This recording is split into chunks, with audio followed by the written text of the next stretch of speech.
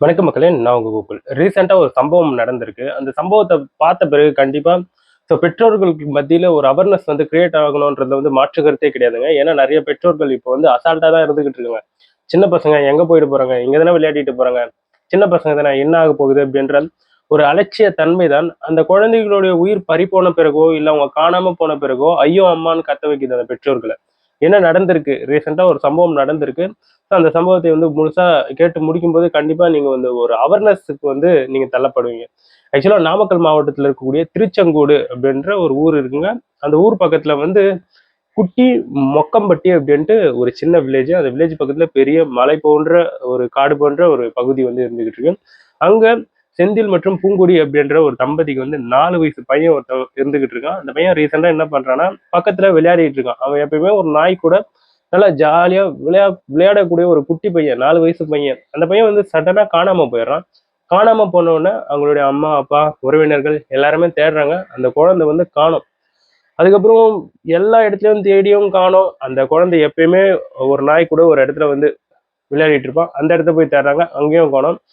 ஒரு கட்டத்துல ஓகே, இதுக்கப்புறம் குழந்தை கிடைக்கல அப்படின்ட்டு போலீஸ் கம்ப்ளைண்ட் போயிட்டு பதிவு பண்றாங்க அவங்களுடைய பெற்றோர்கள். ஏன்னா சாயங்காலம் ஆயிடுச்சு. போலீஸ் கம்ப்ளைண்ட்டும் கொடுத்துட்டாங்க. அதுக்கப்புறம் போலீஸ் வராங்க. தீயணைப்பு துறையினர் எல்லாருமே வராங்க. எல்லாருமே தேடுறாங்க. அந்த குழந்தை கிடைக்கலங்க. நைட் ஆகி போச்சு. ஒரு கட்டத்துல பயங்கரமா மழை வருது. மழை வந்த பிறகு அதனால அந்த தேடுதல் பணியை நிறுத்தி விட்டாங்க. அதுக்கப்புறம் காலையில வந்த பிறகு அதிவிரைவு படை அப்படின்ட்டு இன்னொரு படை வருது. எல்லாருமே அந்த இடத்துல தேடுறாங்க. ஒரு கட்டத்துல அந்த குழந்தை என்ன ஆச்சு? அந்த குழந்தைக்கு என்னதான் நடந்திருக்கும்? உயிருக்கு ஏதாச்சும் ஆபத்து ஏதாச்சும் ஏற்பட்டிருக்குமா? அப்படின்ட்டு அவங்களுடைய பெற்றோர்கள், உறவினர்கள் எல்லாருமே பயந்துகிட்டு இருக்கக்கூடிய அந்த சூழ்நிலையில ஒரு செய்தி வருதுங்க. அதாவது நான் சொன்னேன் பாத்தீங்களா, அந்த வில்லேஜ் பக்கத்துல ஒரு மலை இருக்கு. மிகப்பெரிய ஒரு மலை. அந்த மலையில ஒரு பெரிய குகை இருக்கு. அந்த குகையில அந்த பையன் 4 வயசு பையன் அந்த நைட்டு ஃபுல்லா அந்த குகையில தூங்கிட்டு இருக்கான். ஸோ ஒரு கட்டத்துல அந்த குழந்தைய ஒருத்தர் தூக்கிட்டு வராரு. ஸோ அந்த வீடியோஸ் எல்லாம் பார்க்கும்போது உண்மையாவே ரொம்ப பயங்கரமா இருக்குங்க.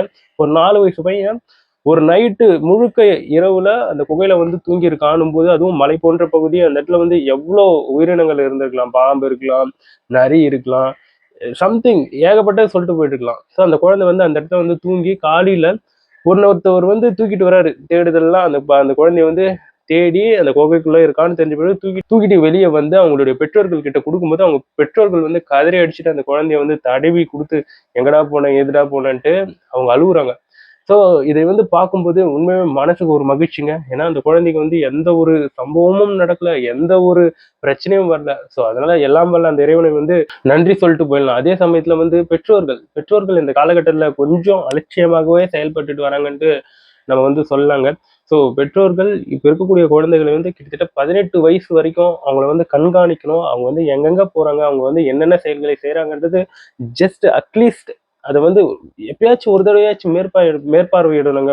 ஏன்னா ரீசெண்ட் டைம்ல கேள்விப்பட முடியுது எவ்வளவு சம்பவங்க. சின்ன குழந்தைகள் பாலியல் துன்புறுத்தல்களுக்கு உட்படுத்துறதா இருக்கட்டும், சின்ன குழந்தைங்க டியூஷன் ஸ்கூல்ஸ் போயிட்டு வரும்போது எவனும் அந்த குழந்தைகளோட பின்தொடர்றதா இருக்கட்டும். அதுக்கப்புறம் அந்த குழந்தைக்கு 18 வயசு கூட ஆகியிருக்காது. இந்த ஆண் பிள்ளைங்களுக்கு சொல்றேன். அவங்களுக்கு பைக் வாங்கி கொடுத்து அந்த பசங்க வேகமா போயிட்டு எங்கேயோ ஆக்சிடென்ட் ஆகி செத்துடுறானுங்க. ஸோ இத்தனை சம்பவங்கள் நடந்துகிட்டு இருக்கு. இவற்றுக்கெல்லாம் முக்கிய காரணம் இவங்க எதிரில வந்தவன் வேகமா வந்துட்டான்.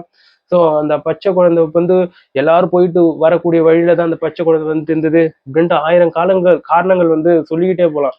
ஆனா பெற்றோர்கள் தான் கவனமாக இந்த இடத்துல இருக்கணுங்க.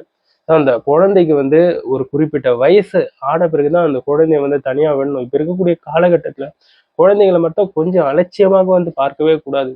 ஸோ அந்த குழந்தைகளுக்கு ஒரு ஒரு மிகப்பெரிய ஒரு ஏஜ் ஆன பிறகு ஒரு 22, 23 வயசு ஆன பிறகு ஸோ அவங்களுக்கான அந்த தைரியம் என்பது வந்துரும். அவங்களுக்கு என்ன செய்யணும், ஏது செய்யணும்ன்ற ஒரு நாலேஜ் இருக்கும். அந்த 18 வயசு கீழேயே அலட்சிய போக்கோட பெற்றோர்கள் இந்த இடத்துல விட்டுட்டு இருக்காங்க. ஏன்னா ரீசெண்ட் டைம்ல நான் நிறைய நியூஸ் பார்த்தேன்.